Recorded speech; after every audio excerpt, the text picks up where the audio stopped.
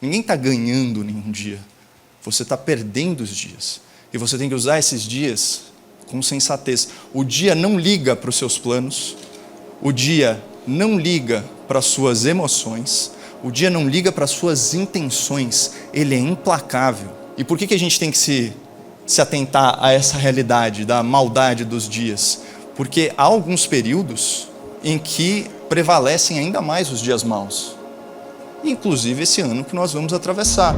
Antes de falar um pouco sobre o que vai acontecer com o nosso país, vamos falar o que vai acontecer com a gente em 2026? E o que vai acontecer conosco passa por uma escolha, nessa bifurcação entre o caminho da oportunidade e o caminho da procrastinação. Todo mundo sabe o que é procrastinar? Essencialmente, procrastinar é você adiar uma tarefa necessária e substituí-la por uma tarefa mais fácil ou uma tarefa mais prazerosa. Ela está relacionada a estresse. Procrastinação é uma forma de aliviar o estresse. Se você quer combater esse péssimo hábito de procrastinar, você tem que identificar a sua fonte de preocupação. Quais são as grandes fontes aí do sofrimento humano? Essencialmente é finanças, relacionamentos e saúde. E aí você imagina essa pessoa num dia de trabalho, ela chega e ela vê que ela tem 20 ligações para fazer. E qual que é a primeira reação dela? Fala, bom, peraí, já vou fazer essa ligação. Deixa eu só ver um videozinho aqui.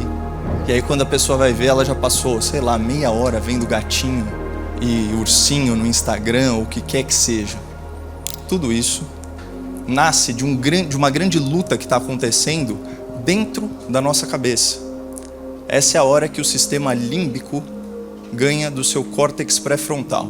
O sistema límbico ele vai controlar as suas emoções, o seu centro de prazer. Ele está sempre em busca de gratificação imediata. E o seu córtex pré-frontal, que é responsável pelo seu autocontrole, ele tem a missão de planejar, de tomar decisões de médio e longo prazo. Então você tem essa guerra neurológica dentro de você, só que se você está com outros problemas, se você está com outras questões passando pela sua cabeça, naturalmente sua emoção, a sua vontade de gratificação imediata vence. E cada vez que o seu córtex pré-frontal é derrotado, você reforça um hábito. Vejam bem o que acontece. Você tem um gatilho de estresse, um gatilho de ansiedade, não relacionado àquela atividade daquele momento, que aciona esse comportamento de busca imediata pelo que é mais fácil, pelo que é mais prazeroso, pelo que te gratifica. Todo mundo tende a procrastinar. O outro caminho é o caminho da oportunidade. Oportunidade é uma palavra linda e ela vem da junção de duas palavras lá da antiguidade romana, que é ob, em direção a, e portus, que é o porto. Então vejam que a oportunidade nada mais é do que um vento favorável soprando na direção desejada. Isso quer dizer oportunidade, é uma metáfora náutica. E aqui vem a primeira característica da oportunidade. Ela está alheia ao seu controle. Ou seja, ela vai aparecer, ela demanda ação, mas ela está alheia ao seu controle. Pensem nos processos que trouxeram você aqui. Quanta coisa precisou acontecer e quanta coisa que estava, na verdade, fora do seu controle. Mas é aquela história. Se ventos favoráveis estão soprando, para a gente aproveitá-los, a gente tem que içar as velas. Então, essa é a bifurcação. De um lado, você tem a oportunidade e de outro, você tem a procrastinação. Vejam só o que Paulo falou nessa carta aos Efésios.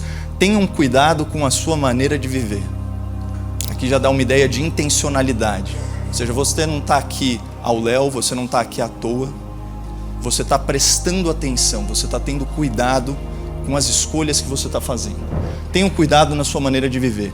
Que não seja como insensatos, mas como sábios. Ou seja, a primeira coisa que ele ressalta é a ideia da consciência. Lembra que a gente falou do sistema límbico contra o córtex pré-frontal? Você está trocando a sua emoção pela sua razão. E o aconselhamento é muito claro. não sejam insensatos, aproveitando ao máximo cada oportunidade.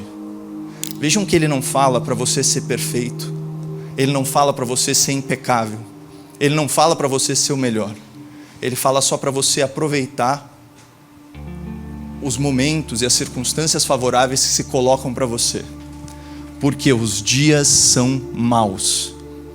O que quer dizer essa frase tão dura? Os dias são maus. E Jesus fala disso, inclusive, no Sermão da Montanha, quando ele fala que basta cada dia o seu mal. Mas aí é falando sobre ansiedade, que é um outro problema, fica para um outro papo nosso. O que quer dizer aproveitar as oportunidades porque os dias são maus? Porque os dias, pessoal, eles trabalham contra você. Quando eu era muito novo, acho que deve fazer uns 20 anos, eu montei o meu primeiro escritório, tinha um porteiro, e ele era muito espirituoso. E todo dia de manhã, eu falava, e aí, seu Zé, mais um dia? Ele respondia, ou menos um. O Velho Testamento ensina o seguinte pra gente, que o homem sábio conta os seus dias, porque ele tem uma ideia da brevidade do tempo. E o Novo Testamento vai além, ele fala, os dias são maus. Por quê? Porque o dia trabalha contra você. Cada dia menos, o tempo fica mais escasso. Ninguém está ganhando nenhum dia. Você está perdendo os dias. E você tem que usar esses dias com sensatez. O dia não liga para os seus planos. O dia não liga para as suas emoções. O dia não liga para as suas intenções. Ele é implacável. Toda vez que você acordar, você tem um dia a menos. E a questão é, você usou esse dia com sensatez? E por que a gente tem que se atentar a essa realidade da maldade dos dias? Porque há alguns períodos em que prevalecem ainda mais os dias maus. Inclusive esse ano que nós vamos atravessar. Posso dar exemplos para vocês. Nesse ano a economia vai desacelerar. Isso é um fato. Querem outro fato? Nesse ano a carga tributária aumenta. Ou seja, o governo vai tomar mais dinheiro do setor produtivo. Isso inclui todos vocês. Tem uma série de questões desse ano de instabilidade política, instabilidade econômica, que já estão dadas, pessoal. Dias especialmente maus, eles exigem essa diligência, esse cuidado com o tempo. E vejam só aqui, isso são palavras de Jesus no Evangelho de João. Precisamos trabalhar enquanto é dia. Não é um dia. A gente tem na nossa vida aquele cemitério do um dia, não é? Um dia eu vou escrever um livro. Um dia eu vou fazer uma viagem com os meus pais. Precisamos trabalhar enquanto é dia, momento presente. Por quê? Para fazer as obras daquele que me enviou, aquilo que edifica, aquilo que constrói. Pois está chegando a noite quando ninguém pode trabalhar. Até o Filho de Deus precisava aproveitar as suas oportunidades, porque oportunidade é questão de momento. Então várias coisas vão passar na frente de vocês, aí ao longo desse ano, na nossa frente, eu me coloco aqui também. E a gente precisa estar vigilante, a gente precisa estar diligente para aproveitar essas oportunidades. Porque os dias que estão pela frente, eles são maus. Eles vão trabalhar contra nós. O que não significa que 2026 não vai ser o melhor ano da vida de cada um aqui. Porque não existe adversidade que supere o poder de escolha de cada um. Então, se nas pequenas escolhas nós nos prepararmos para a oportunidade, ao invés de ficar incorrendo naquele padrão de procrastinação, isso é um caminho para o sucesso e, de certa forma, anula qualquer notícia ruim que eu for transmitir para vocês hoje. E era essa separação que eu gostaria de estabelecer aqui. Uma coisa é a realidade nacional, que é a média do que vai acontecer com dezenas, na verdade centenas de milhões de pessoas. Isso é uma realidade. A realidade que vocês vão construir pode ser completamente distinta. Não se intoxiquem pela negatividade do noticiário.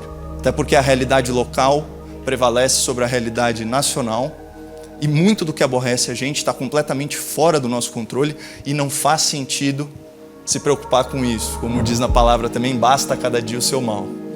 Se eu puder dar uma última contribuição nesse tema aqui sobre procrastinação, embora a procrastinação seja aí uma forma de aliviar o estresse, é uma forma tóxica de aliviar o estresse. É como se fosse um intervalo para o cigarro. Então, a primeira coisa que a gente tem que fazer é identificar a origem desse estresse. Ou seja, por que eu não estou atacando essas 20 ligações agora? Geralmente o procrastinador, ele cobra muito de si mesmo também. Ele é perfeccionista, ele tem medo de fracassar. O segundo passo é se perdoar. E o terceiro é você romper o ciclo do hábito. O hábito, ele tem um gatilho e ele tem um comportamento associado. Mas existe essa pequena janela em que você tem esse poder de escolha aqui. Então o que você pode criar é um ritual de arranque. Ou seja, você toma consciência sobre aquilo e, percebendo a situação, você toma uma decisão diferente. E pode ser uma coisa simples. Você fala, não, olha, eu vou fazer 5 minutos disso que eu não quero fazer. Eu estou passando isso para vocês porque é exatamente o que eu estou fazendo, tá? Esse ano.